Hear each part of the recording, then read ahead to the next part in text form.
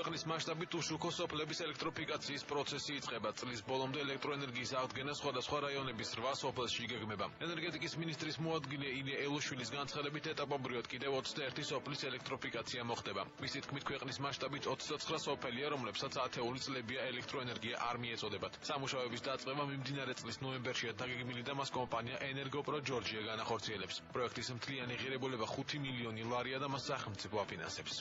ელექტროენერგიის მიწოდება არის უმნიშვნელოვანესი პრიორიტეტი და მათი ადგილზე დამაგრების ერთ-ერთი უმნიშვნელოვანესი ფაქტორი.